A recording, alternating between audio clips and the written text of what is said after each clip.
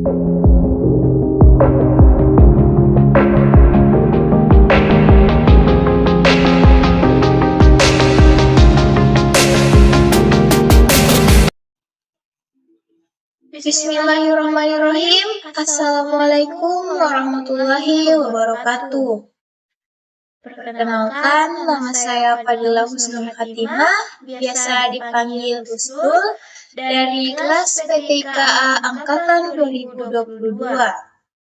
Di sini, saya akan memaparkan sebuah materi dari tugas mata kuliah komunikasi data yang berjudul Switching dan Multiplexing.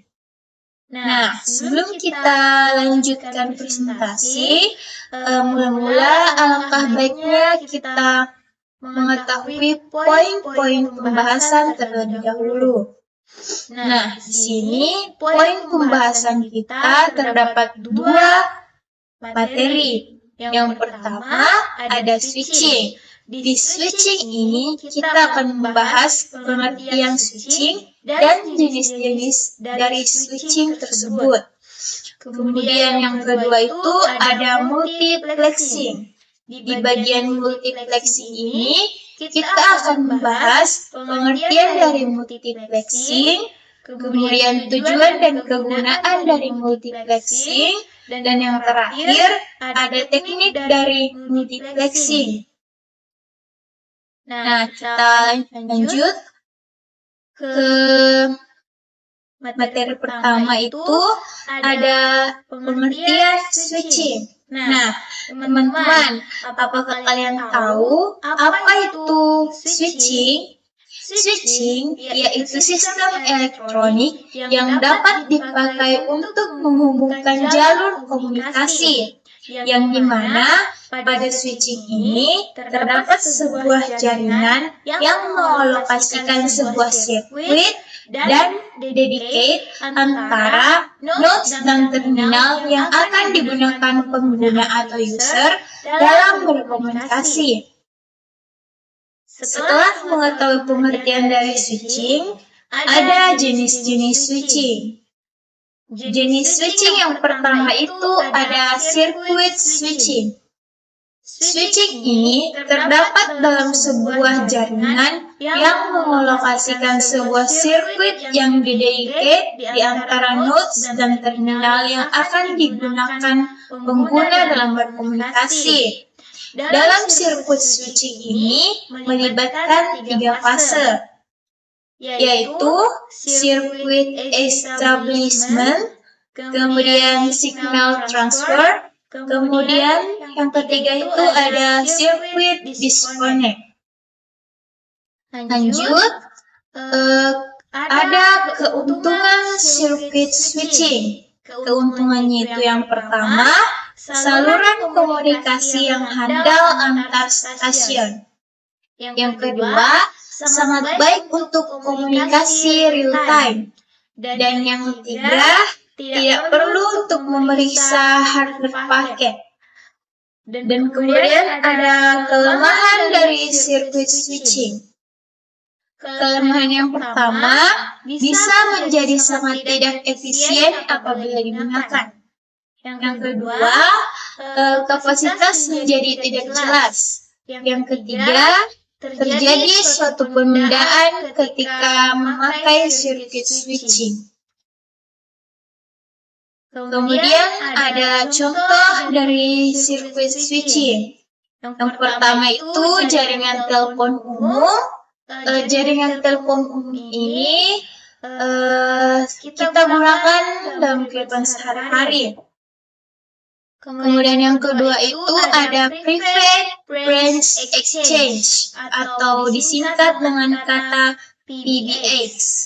Dan yang ketiga itu ada jaringan swasta. Dan yang terakhir ada data switch.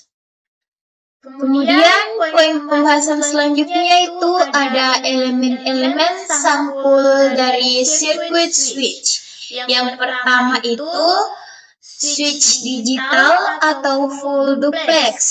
Dan yang kedua itu interface jaringan menghubungkan perangkat digital.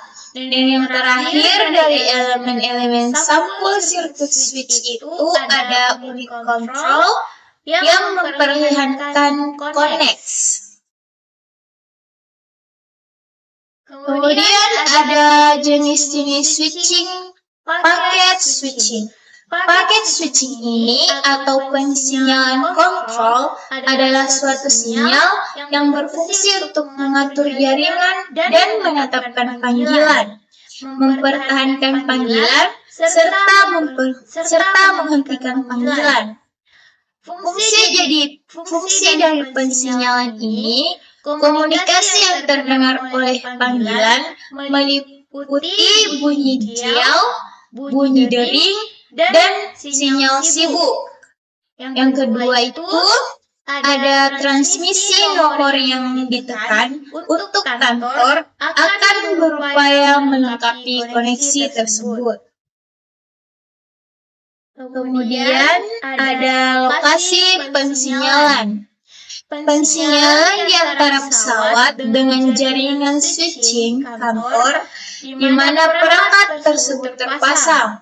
Pensinyalan di dalam jaringan atau internal tidak hanya berkaitan dengan pengaturan panggilan pesawat, namun juga dengan jaringan itu sendiri. Kemudian ada pensinyalan channel umum. Dalam pensinyalan channel digunakan sebuah channel yang sama untuk membawa sinyal kontrol yang digunakan untuk membawa panggilan ke sinyal kontrol yang saling berhubungan. Nah, kemudian kita masuk ke materi di bagian multiplexing. Pengertian dari multiplexing ini adalah suatu teknik mengirimkan lebih satu atau banyak melalui satu saluran. Tujuan utamanya adalah untuk menghemat jumlah saluran fisik, misalnya kabel, pemancar, dan penerima atau transceiver ataupun kabel optik. Kemudian ada teknik multiplexing. Yang pertama itu ada frekuensi division multiplexing atau disingkat dengan FDM. FDM itu pemakaian secara bersamaan kabel yang mempunyai bandwidth yang tinggi terhadap beberapa frekuensi atau setiap channel yang akan digunakan ke frekuensi yang berbeda. Contoh, metode multiplexing ini dapat dilihat pada kabel koaksial di TV. Kemudian ada wavelength division multiplexing atau disingkat dengan YDM. YDM dan FDM bekerja dengan prinsip yang sama. Teknik WDM digunakan untuk mendigitalisasi panjang global cahaya pada serat optik, sedangkan pada FDM digunakan pada transmisi analog seperti saluran telepon, menggunakan twisted pair telephone line, akses menggunakan kabel seluler, sistem komunikasi radio dan TV.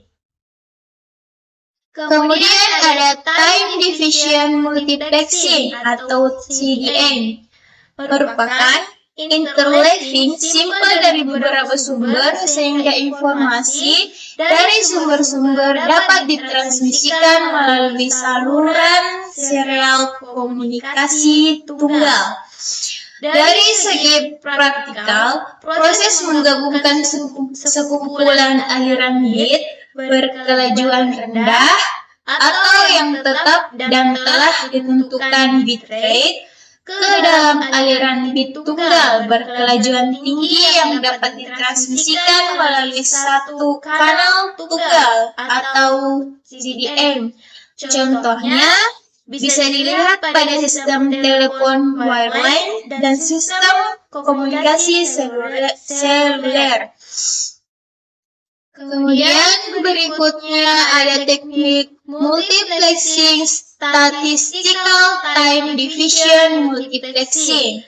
TDM yang bekerja sebagai FDM mengurangi atau menghapus alokasi idle time pada terminal yang tak aktif dan menghapus atau mengurangi blok-blok kosong dalam blok pesan campuran. Statistical TDM dikenal juga sebagai asynchronous TDM dan intelligent TDM sebagai alternatif asynchronous TDM. Baik, mungkin itu saja yang dapat saya sampaikan pada hari ini. Mohon maaf apabila ada kekurangan. Wabillahi taufiq wal hidayah. Wassalamualaikum warahmatullahi wabarakatuh.